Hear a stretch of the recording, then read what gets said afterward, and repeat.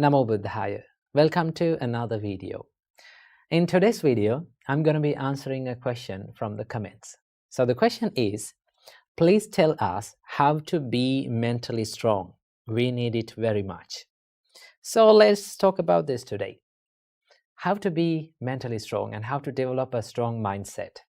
Well, first of all, let's take a look at what is a strong mindset is. Now, just take a look at this Dhammapada verse from the Buddha. The Buddha said, Selo yatha ekagano vatenana samirati evang ninda pasangsasu nasami janti pandita. As a rock that is unshaken by the storm, so too the wise are unshaken by the praise and the blame. Now, have you seen these big masses of rock? No matter how fast the wind blows, it is not shaken. The Buddha said, same like that rock, the wise people, they are unshaken by the praise and the blame in their life. And that is a strong mindset. So in this video, I'm going to be sharing with you a few tips that you can practice to build up a strong mindset. Tip number 1 is to maintain a stable mindset in ups and downs in life, right? You know, life is like an ocean. Sometimes ocean is calm and quiet and peaceful, and sometimes it is stormy, right? We face ups and downs in life. The Buddha said these are called 8 worldly conditions, attaloka dhamma. That means praise and blame, gain and loss, fame and disgrace, and pleasure and pain. These are the 8 worldly conditions that we face in our life. Remember these things. So Buddha said, accept these ups and downs in life. Whenever people criticize you, whenever people blame you, whenever you go through tough times in your life, if you can be mindful about your mind and your emotions and your feelings, and not to chase after these emotions and feelings, then you can be more stable in these situations. You can maintain a good emotional balance in these situations. So it is very important to be mindful and to practice the self-awareness in these situations. And also remember, you will not be able to always get the sweet comments and sweet opinions and sweet experiences in your life. Life will give tough times to you. Life will throw lemons at you. So you have to maintain a stable mindset whenever you go through these situations by practicing the mindfulness and the self-awareness. Remember that. Tip number 2 is to build the resilience inside the mind. You know, the resilience means the ability to stand up and bounce back when you go through the adversities and when you go through the challenging situations in your life. To practice this, one thing that you have to know and one thing that you have to understand is that what is in your control and what is not in your control. If you have a good understanding about what is in my control in my life and what is not in my control in my life, right? For an example, if people comes up to you and if they're starting to criticize you, those criticisms, those words that other people speaks about you is not under your control. But what is in your control is your reaction to them. It is always a choice. You can think about this like, should I become angry with this? Should I take this negativity? Should I share this negativity with them and be negative as them? If you can question like that, then you're not ready to take that negativity. And also remember, having a strong mindset does not mean that you're falling down and you're feeling hurt and you're feeling down. Having a strong mindset means you can stand up as soon as possible when you go through these tough situations. You can quickly stand up and you can quickly retrieve back to the normal situations in your life. That is called the resilience. So to practice this, you have to have a good understanding about what is in your control in your life and what is not in your control. The experiences happens to you and the things that people say to you other people's opinions, other people's thoughts about you is not under your control. But all the things that is inside your mind, your opinions about them, your reaction to those experiences, totally under your control. So if something is not under your control, you don't want to worry about it because you cannot make any change about it. But if something is under your control, definitely you can make a change about it. You can change your choice, but not others. So remember that. And also you have to cultivate a problem-solving mindset. If you're easily panicked by the problems, or if you're easily triggered by the problems, then it is not easy to solve the problems, right? But if you can maintain a calm and a peaceful mindset, even when you go through the problems or tough situations in your life, then it is very easy to go into the roots and solve the problems. Sometimes we take the problems as ourselves. Like we think, we are the anger, I am this problem, why is this happening to me, right? Remember, everything that happens to you will be impermanent. It is not a permanent thing, right? It will be changed one day. So what do you have to do? Keep that problem aside and try to dive into the roots of that problem. Ask from yourself, why this thing happened to me, right? What is the reason for this, right? What is the real reason for this? Where did I make the mistakes? And go to that problem, go to the root, and then you can solve that problem. That is how you build up a problem-solving mindset. And finally, tip number 3, last but not least, you have to practice a mindset of self-love and self-compassion. Remember, if you're loving yourself, if you truly love yourself, you're not going to take other people's negativity with you, right? You're not ready to take other people's negativity with you. Whatever the thing that comes up to you, whatever the person comes up to you and like bring their negativity with you, you say, well, I'm not going to take this negativity with me. I want to be peaceful. I want to love myself. I truly love myself. Therefore, I'm not ready to take your negativity. I'm not sharing this negativity with you. That is called self-love and self-compassion, right? To practice this, you can add up a simple practice that you can do it daily, right? When you get up early in the morning, just sit on your bed and think, no matter what happens during the day, I am going to love myself. I'm not going to take any negativity from this world, right? I'm going to empty my bin and I'm going to take a new bin to this world, right? Do you know if you've kept all the bad things and trash in your bin for a long time, what will happen? If you're in your trash bin, it will start to smell, no? But if you remove every single day all the trash in your bin and make it make it a clean place, then it's very easy to live. It's very easy to be peaceful within. So practice the self-compassion and self-love to build a strong mindset. Some people think that the people who are easily lose their temper, some people think that people who show their toughness and rudeness, they have this strong mindset. But no, anger and showing this negativity is not a sign of strength. It's a sign of weakness, right? If you are easily triggered by people, if you're easily triggered by the people's reactions, then it's not a strong mindset. The strong mindset is the mindset that is not disturbed by the ups and downs in your life. So practice these simple steps, right? Build a stable mindset, make your mind a resilient one, and finally, love yourself more than any other person in this world. When you practice these steps, you can build up a mindset that is unshaken by the ups and downs in your life. So I wish you all, may all of you find the happiness in your life. Namo Buddhaya. Still, I can remember this incident.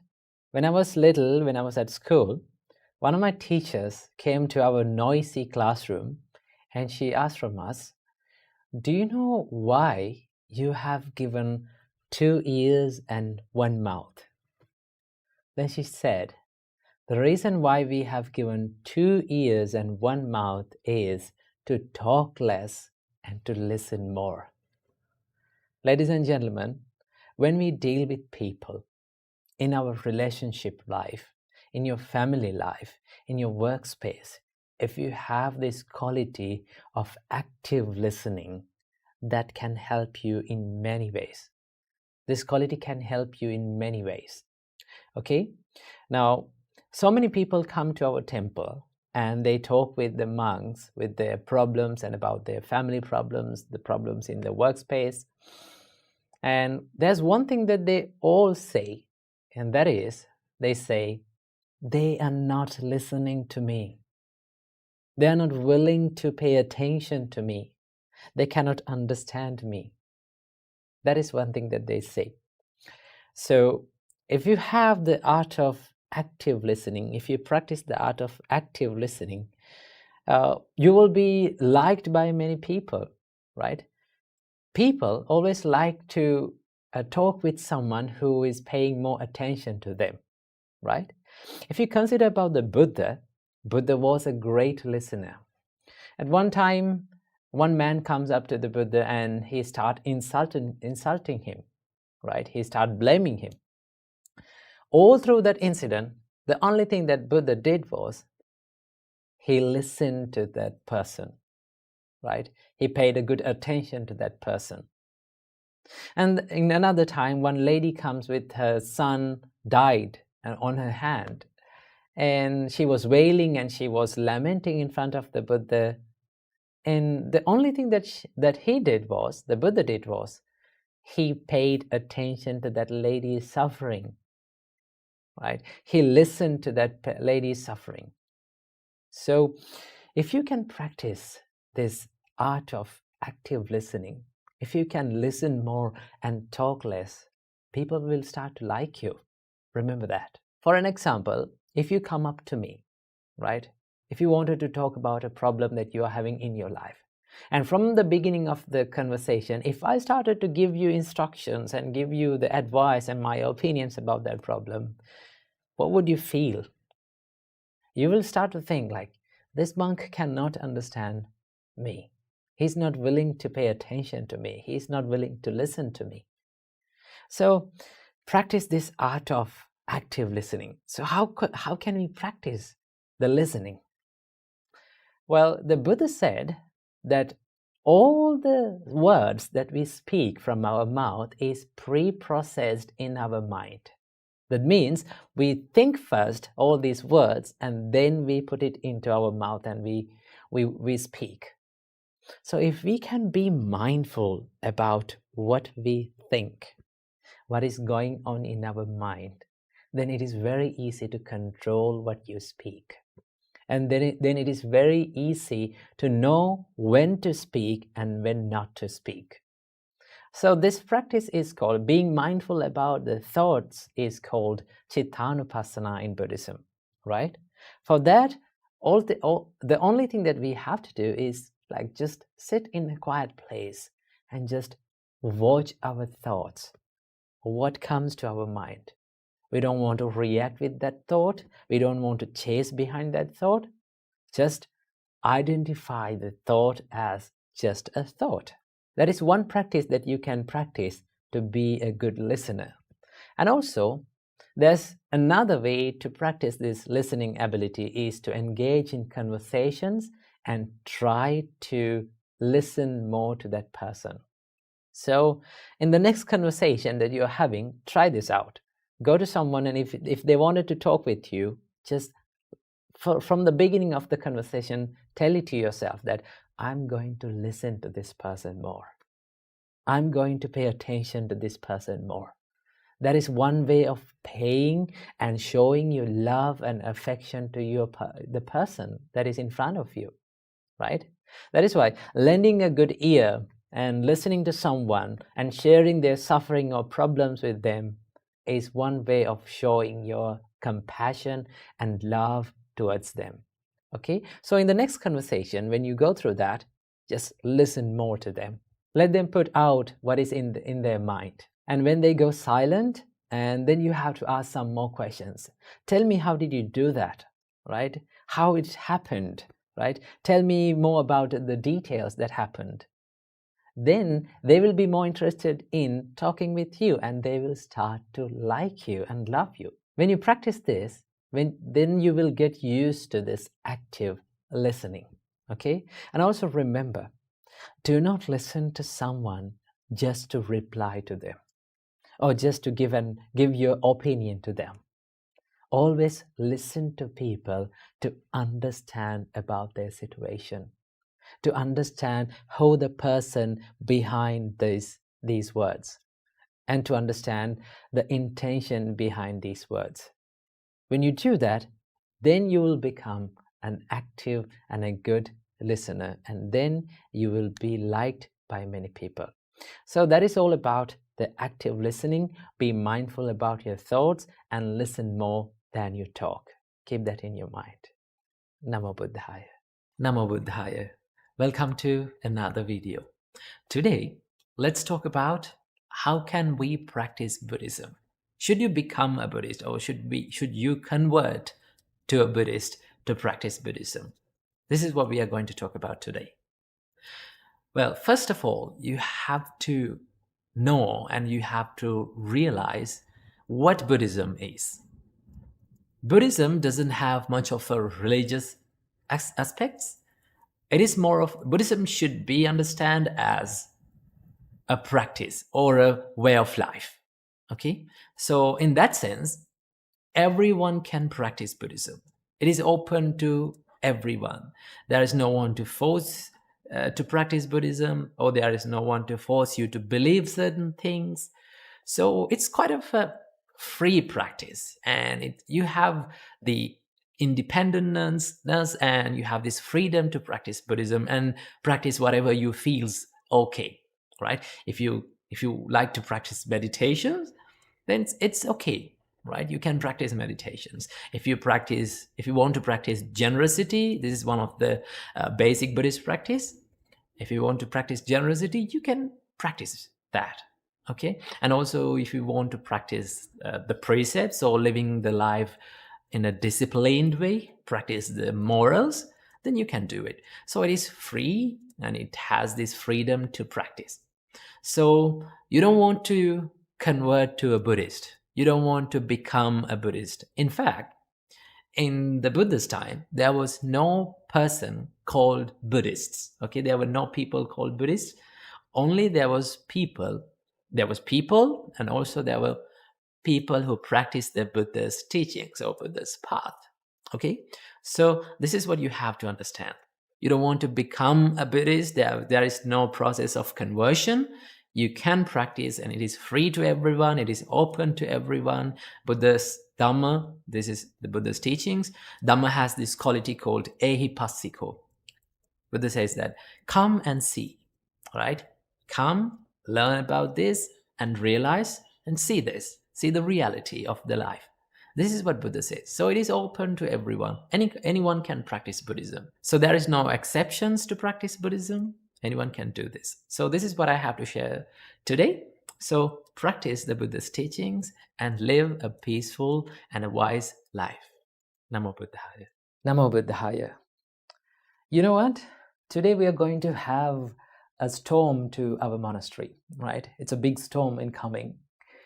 And the sky is getting gloomy and gloomy little by little.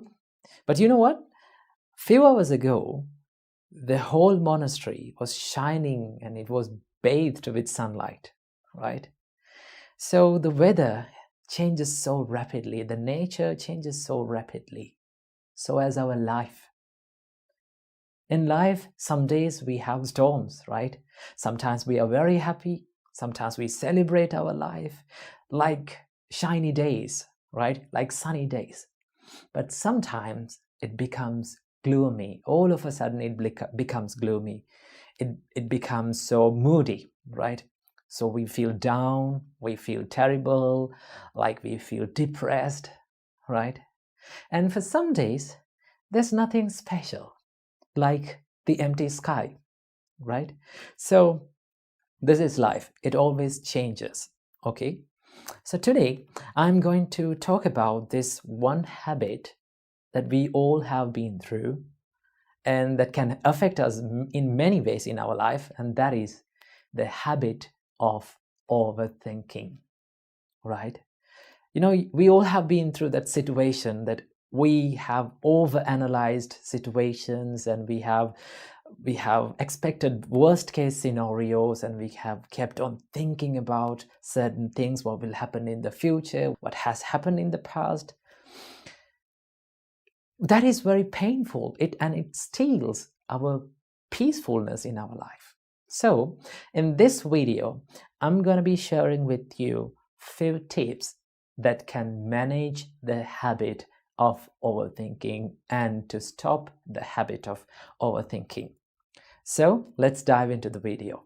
So the first thing that we have to know before doing any kind of thing is to identify what triggers you, what makes you overthink, right? Because without identifying and without knowing what makes you overthink, you cannot deal with it, you cannot manage it, right? So for people, it may be different ways of triggers. Sometimes people have some fears about talking with other people, right? People have fears about like traveling alone, right? Sometimes people have a fear about what other people think of me, okay? So it is different from one person to another. So the first thing is to identify what makes you overthink, what triggers you. Once you know it, write it down on a paper, okay? Okay, this is what makes me overthink. This is what making me troubles, okay? That is the first step, identifying what triggers you to overthink. And then the next step, the second step is to be mindful about that trigger and that emotion, okay? Because once you identify your trigger, right, what makes you overthink, you can be mindful about it. You can identify it. Once those thoughts comes to your mind, like maybe a fear, maybe like a worry, maybe like a sadness, when it comes to your mind, just if you practice this mindfulness, you can catch that thought. You can identify that thought. Now I'm going to worry. Now I'm worrying, right? Now I have this fear in my mind. Because when you become mindful, you understand about it and you know about it, you become aware of it. Then you will have the power to control it, right? Always remember, you cannot control anything that you don't know about and you're not aware about, right? So the second thing is to be aware and to be mindful about your thought. This is one thing that stuck in my mind for a long time, that a thought is just a thought until we give the power to control it ourselves. Okay, so what we have to know, understand the thought as just a thought, right? Don't give the power to control it, right? Don't judge the thought. Don't try to stop the thought, right? Just identify it as just a simple thought, as any other thought. Okay, that is the second step. And the third step, you can challenge yourself. You can challenge your mind. Ask from your mind. Whenever you catch yourself overthinking, ask from your mind, is this real? Am I worrying about a real thing or a realistic thing? Is that going to happen in reality? So when you think about that, you will come across these conclusions. No, it's not going to happen. Why am I worrying about it? Right? Why am I thinking about it? I don't want to do that, right? It will steal my peacefulness. Okay? So when you think like that, you know what is going inside your mind. So the whole point and the whole secret about stopping this overthinking pattern is to know what is going inside your mind. Okay? That is one thing that you can do to challenge your thoughts. And then the next step is to take action. There is no any other remedy for all these problems, all these mental restrictions that you have in your mind other than taking actions. Okay? I don't suggest you to take big actions. What you have to do is to take small step, to do little things that you feel like a fear and a worry about things. Okay, just go for it and take action. If you have a fear of talking with a person, just for a little time go and talk with him. Plan it and go and talk with him. If you have a fear of traveling alone, just try it a little bit. Okay, it will make you more confident about it. So the fourth step is to take action. Okay, and then the final step, if you feel like your overthinking pattern, your habit is troubling you and it is restricting you and it is holding you back from doing great things and becoming great, then you have to seek for help, right? Remember, you don't have to travel this journey alone. You have to seek for the help from trusted people. Maybe your trusted friend, it may be one of your family friends, maybe one of your relations, maybe your parents, maybe a counselor. Seek for help, right? Don't be shy and don't be afraid to ask for help and to reveal what is going inside your mind. When you reveal yourself and when you seek for the help, always there are people who can help you. Okay, so you are not alone in this world. Even 73%, you know that 73% of the young people in the age range of 25 to 35 suffer from chronic overthinking. So you are not alone in this world. Okay, so what we have to do is to first thing to identify what triggers you, second thing to be mindful, and then to challenge your thoughts and take action. And if all those things does not work, seek for the help, and always the help will be given to you. So these are the few things and the little things that you can practice in your life to overcome the pattern and the habit of overthinking. So I wish all the best in your journey of overcoming the overthinking patterns and living a life more productive and more happy. Namo Buddhaya. Once in the Buddha's time, there lived a woman named Kisa Gautami. She had a son whom she loved with all of her life. But unfortunately, one day her son died because of an incurable disease. Kisa was so sad she did not wanted to accept her son's death. So she carried her son's body all around the village, finding if anyone could bring her son back to life. At first, people tried to help her. They said, Kisa, you have to accept your son's death. You have to make some arrangement for his funeral. But Kisa wasn't ready to accept her son's death. She said, no, he's not dead. The only reason he's not talking and he's not smiling is because he has a disease. So she wasn't ready to accept it. So she went from one village to another, finding if anyone could bring her son back to life. Then she met with this old and wise man. And this wise man said, Kisa, I cannot help you in this situation. I cannot help you in this problem, but I know one person who could help you. Do you see that monastery over there?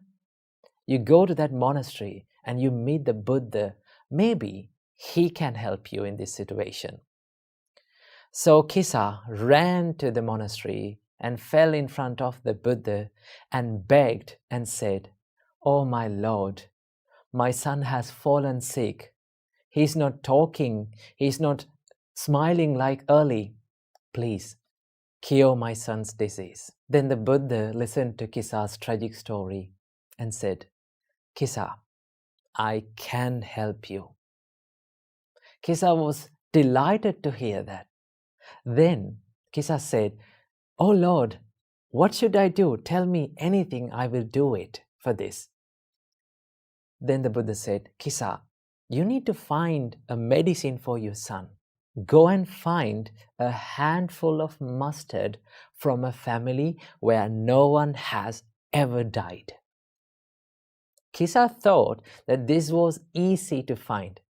So she ran to the village and went to the first house and said, "I need a handful of mustard from you. Please give it to me. By the way, has anyone died in this family?" Then people said, "Oh, I'm sorry. My father died yesterday." Then she went to the next house. The reply was, "My son died last year." Then she went to the next house. Then they said, "Oh, my uncle died yesterday." This was the reply that all she got from every house. Then she started to think, every time I go to a house, I heard this word, death, died, he left us, he passed away. Maybe death is a common experience for all of us. Maybe I cannot take my son's life back to normal. Then she went to the Buddha. Then the Buddha said, "Kisa, you've learned a valuable lesson today. Death is a common experience for all of us. The only thing that we can do is only to accept it. So you have to live your life in a meaningful way. Now let go of your sorrow and sadness." So Kisa let go of her sorrow and sadness, and she started to live a meaningful life from that day onwards. She had a new understanding about the death and life from that day onwards. So we all have to remember that death is a natural part of life, and losing loved ones is a natural part of life. We all have to go through loss and grief of our loved ones at some points in our life. That is the reality of this world. We cannot deny it, but we can do something better to make us feel better. That is to cherish the memories of our loved ones when they lived with us. Okay, so when we do that, we can find the peace and we can move forward with hope and gratitude. So let's live our life in a meaningful way about the death and life. Namo Buddhaya. Namo Buddhaya. Welcome everyone to another video. Today, let's talk about something that is really important for all of our lives. Now, if you want to be good at anything that you want to be good at, let's say if you're studying or if you're meditating or if you are someone who is practicing the spiritual path, what is one quality? What is that one quality that you have to have in your life to be a master of it? If you're studying, what is that one quality that you have to have in your life to be a master? That is called consistency. Have you ever thought about why we are so good at bad habits or bad things? Bad things like anger, getting angry all the time, or feeling jealousy all the time, or bad things like procrastination or laziness. Why we are so good at these things? We are so good at these things because we have done it over a long period of time continuously, right? If you start getting angry or if you start losing your temper again and again every single day, what will happen? You will be good at it, okay? If you are procrastinating the things that you want to do, then you will be a good procrastinator. So one main important quality to be good at anything in this life or to have a habit to our life is consistency. That is why we are so good at bad things. So we can use this theory or this consistency for our own benefit, right? If you're someone who is studying, right, You have to do it every single day, again and again, repeatedly, even in the days where you don't feel like doing it, because that is the hardest part and that is the most important part. When you feel like not doing it, but if you keep doing it, if you keep moving forward, if you keep going through it, then you will be able to make a good habit of it. And once you become good at it, or once you make a habit in it, then it will be so easy for you. So that is why our great teacher, Supreme Buddha, said that when you practice the spiritual path, right, when you practice meditations, do it again and again and again. Do not do it like here and there, once in a week, once in a blue moon. When you do that, and when you expect more results, you will never get it. So that is why Buddha said, Mettaya bhikkhave cheto vimuktya asevitaya bhavitaya bahuli kataya. Buddha said, when you practice the mind of loving kindness, this is about practicing the loving kindness meditation and mind of loving kindness. Asevitaya bhavitaya bahuli kataya. That means you have to use that mind of loving kindness. You have to do it again and again, consistently, bahuli kataya. Use it again and again. When you do that, you will be good at it. And the loving kindness, or the love, or the patience, or the compassion will be a part of your life. Okay? So when you meditate, when you practice spiritual practice, or if you're studying, or if you're in a profession, if you are developing a skill, then what is the most important thing to have in your life to be good at it? The consistency. So do it on the days that you don't feel like doing it also, right? When you do that, when you move forward through it, then you will be a master of it. But here's the most important thing that you have to have. Do not judge your progress in your life, right? We are so busy to have quick progress, quick results, because we are used to this instant world, right? We live in an instant world, right? We can find everything we want in our mobile phone, right? If you want to Google something, instantly you get the results. So we are used to this instant world. But when it comes to the spiritual practice, when it comes to the soft skills or developing the skills that you want, it is not that easy and it is not that instant. You have to do it little by little, and you have to expect little progress from one session. So do not judge your progress. Do not judge your improvements. The most important thing is to do it every single day. Keep moving, and then you will be a master of anything that you want to be a master of. Okay? So I hope you got some idea about the consistency and the value of it. So keep practicing and keep doing these things. So I wish you all, may all of you be well and happy, and may all of you live in peace forever. Namo Buddhaya. So many people think that when it is said in Buddhism that let go of attachments or let go of the desires, they say, oh, the Buddha said, let go of all the things. One of the false complaints that given to the Buddhism is that the Buddha said, let go of everything and you will be happy. Buddha never said such thing, right? When we understand the attachment, how we understand is something, it is referred to an object, okay? So we always think that when we need to let go of the attachment, if we need to let go of the attachment, we need to let go of a thing. Well, it is wrong. Why? Because let's say, okay, if the attachment was an object, if we let go of that, okay, then we will be able to completely let go of that thing and completely not think about it. But see, so many people lose things, you know. They have to let go of things and still they are thinking about the things that they lost. So the attachment is not always an object, right?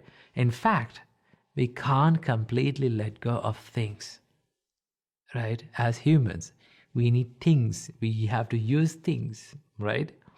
There's a funny saying that says, your human body is always touching something, right? You can't get rid of this, right? When you're standing, you're touching the ground, right? When you're standing and when you're sitting down, wherever you go, your clothes are touching you.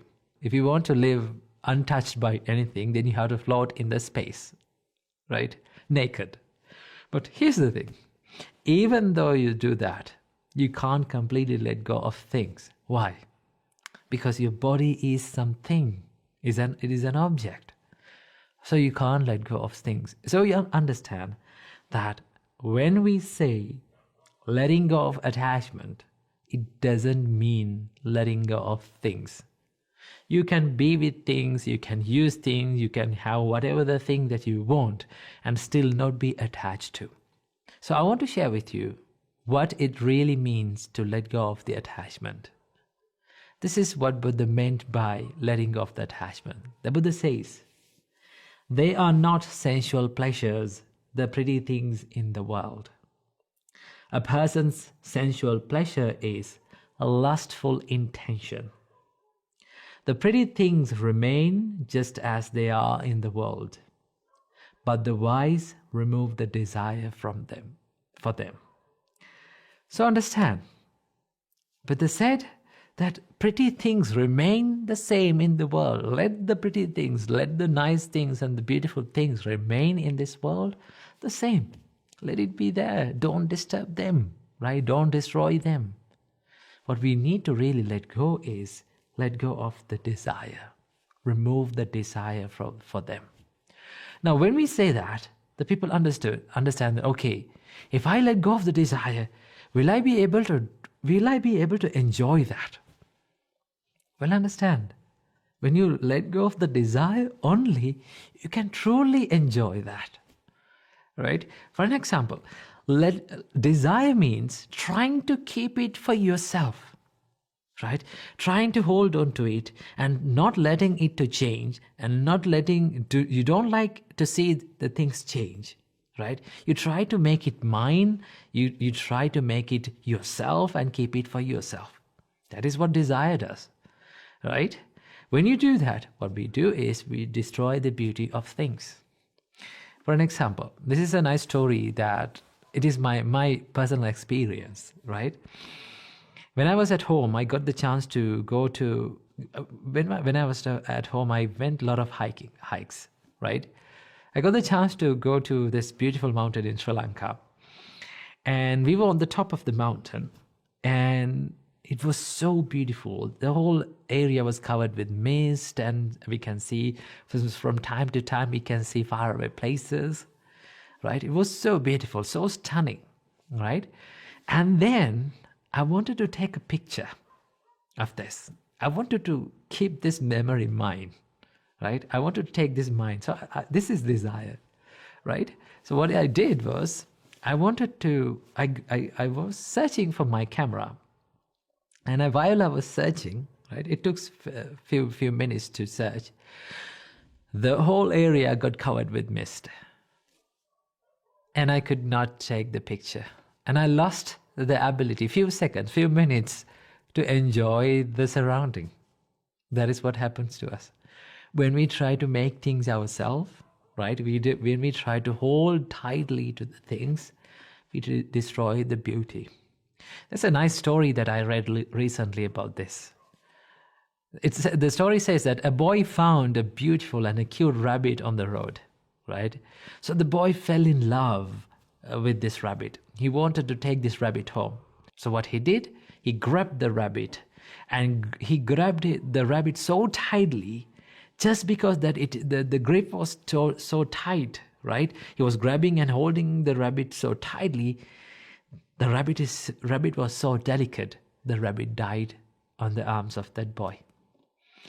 The story says that when we hold on to things too much and make things like myself, and not letting things to change, and when the inherent nature of things is the changing, we destroy the beauty of things. What we do when we let go of the desire is we let the things be the things, right? And we enjoy the things as they are.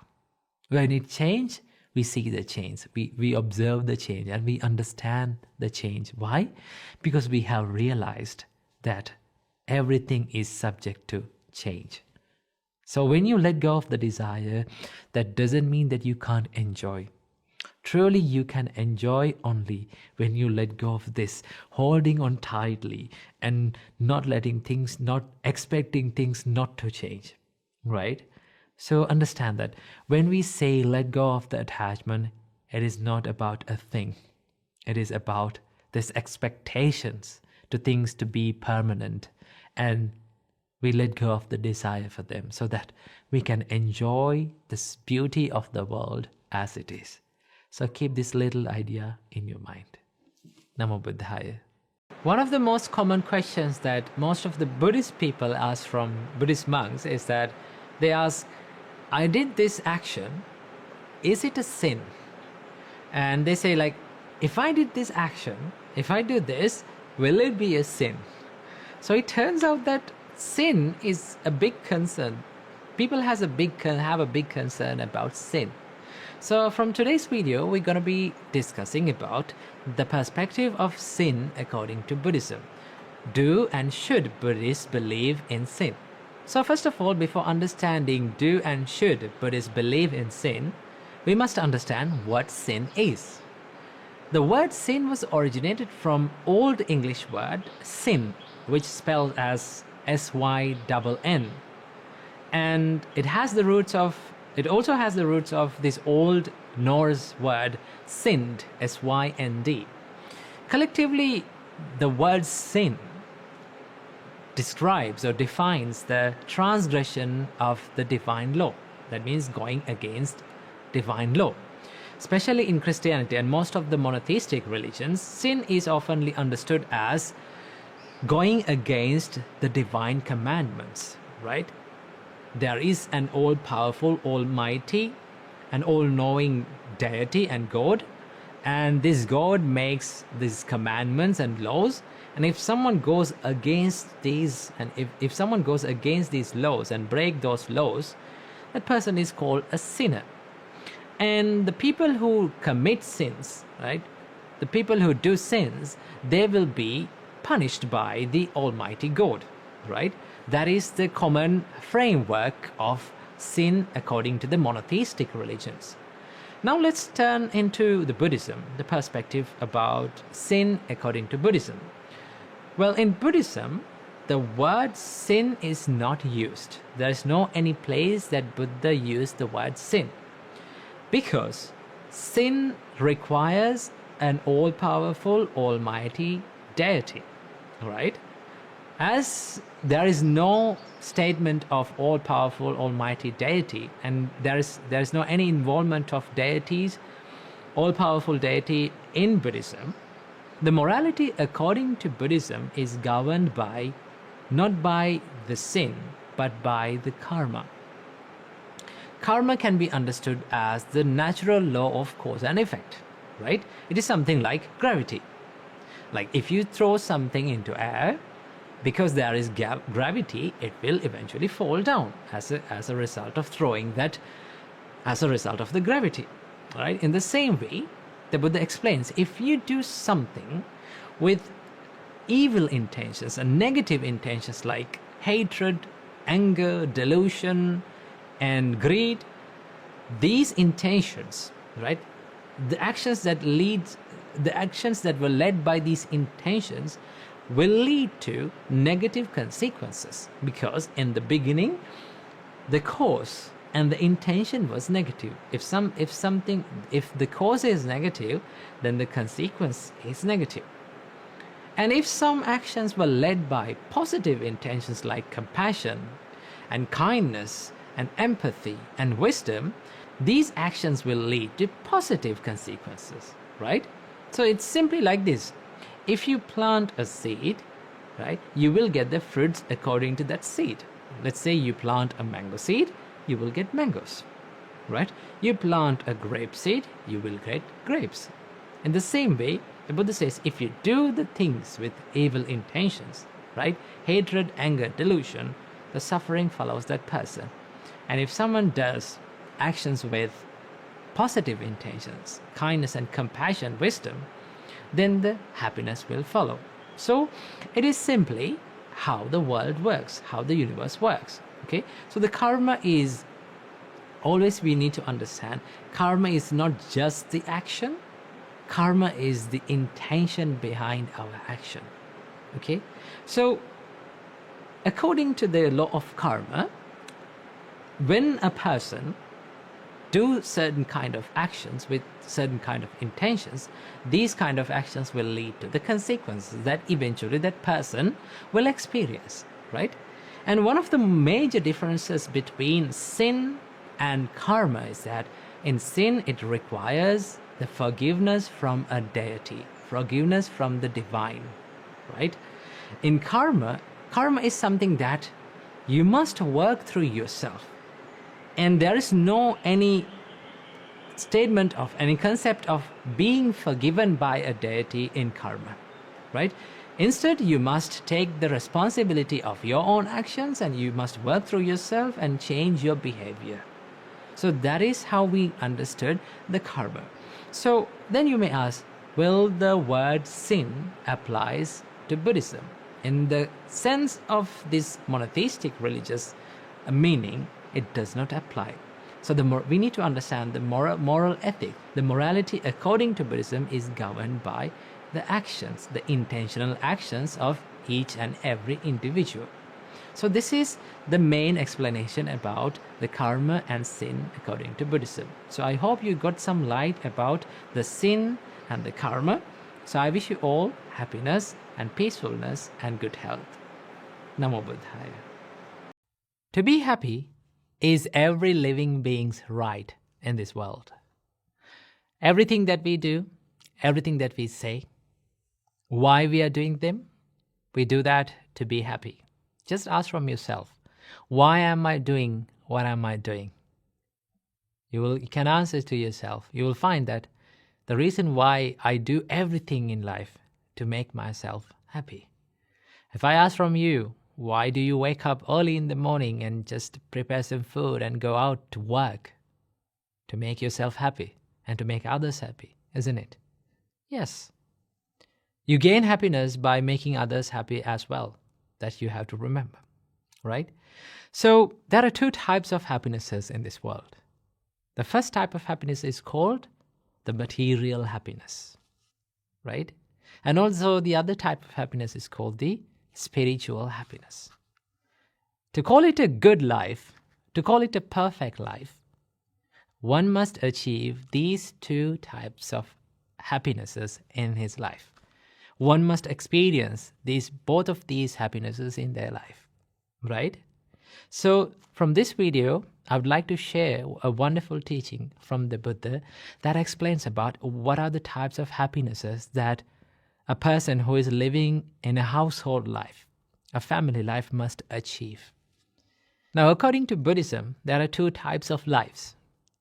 The first type of life is called the household life. That means the people who are living in a family life, right? Maintaining a family, living in a house, engaging in material pleasures and all the stuff, right? A household life. That means you, right? And also, there's this other type of life. It is called the monk's life, right?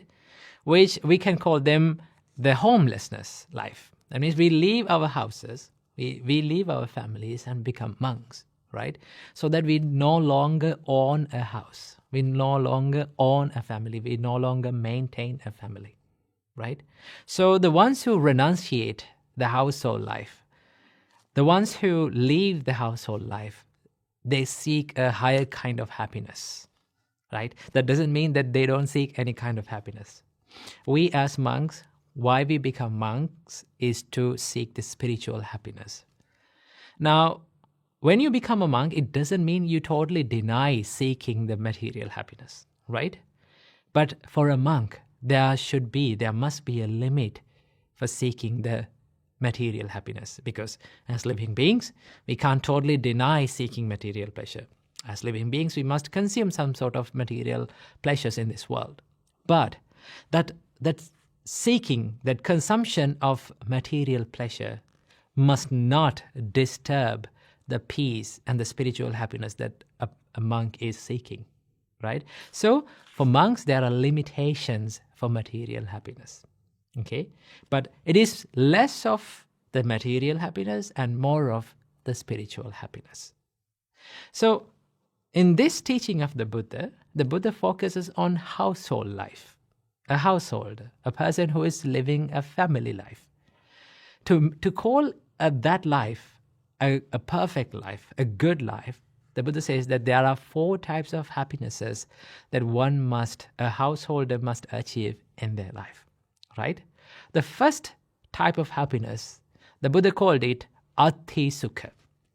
What is it? Ati Sukha. Ati Sukha can be translated into English as the happiness of ownership. Now, what do you mean by the happiness of ownership? Buddha explains the happiness of ownership as one must work hard, put his time and energy and strive and earn money righteously in the correct way, right? He must earn money, he must earn wealth in the righteous way. Now, what do you mean by in the righteous way? Is by you should earn money without harming anyone, without harming yourself and without harming the other people, without harming the society, right? If you earn money without harming anyone, that is the righteous way of earning money. Now, Buddha said, as a householder, you must be happy and you must enjoy earning money, right? Buddha was someone who did not say that you should not pursue happiness. You should not pursue material happiness. The Buddha said, if you are a householder, you must do that. That is your duty, right? So the Buddha said, strive hard, work hard, put your time and energy to what you're working on, and earn money righteously. That is a happiness that you can gain, right? When you have enough money to your life, then you can be happy about thinking that I own this wealth. This is my wealth. That is sort of a happiness that one can gain, right? That is the first type of happiness that Buddha said a householder must achieve in their life at some point in their life, right? That is the first one. The second type of happiness that Buddha taught for householders to achieve is called Bhoga Sukha. The Bhoga Sukha can be translated into English as the happiness of enjoyment. Now, first you earn money, right? Now you spend money and enjoy it in the correct way, right? The Buddha says that you have to spend money in a way that you should not harm yourself and you should not harm the other people as well, in the righteous way, right? So that when you spend money doing good things like helping people, helping your parents, with your money, with the money that you righteously earned, and when you spend that money on the people who you love, right, to make them happy, it gives you a happiness, right? It is a great happiness that one can achieve. That you have to achieve in your life. Okay, so the second type of happiness the Buddha taught to achieve is called the Bhoga Sukha, the happiness of enjoyment. The third type of happiness that Buddha taught us to enjoy in the life is called the happiness of freedom from debt. That we called Anana Sukha. Anana Sukha is the happiness of freedom from debt. Now, when you are free from debt, let's say you don't have any loans or any debt to pay, right? You're financially free. Then how much freedom that one can feel, right?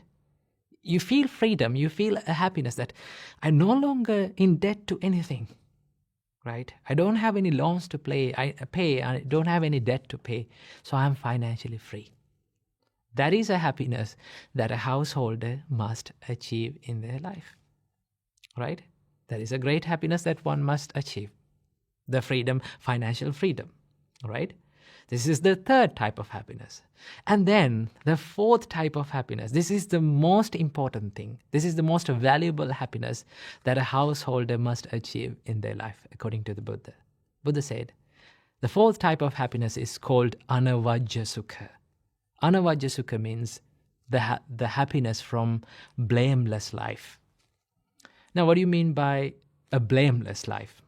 The Buddha says that you have to do things, you have to say things, you have to live your life in a way that you do everything with a good heart, with a good mind, with a wholesome heart, right?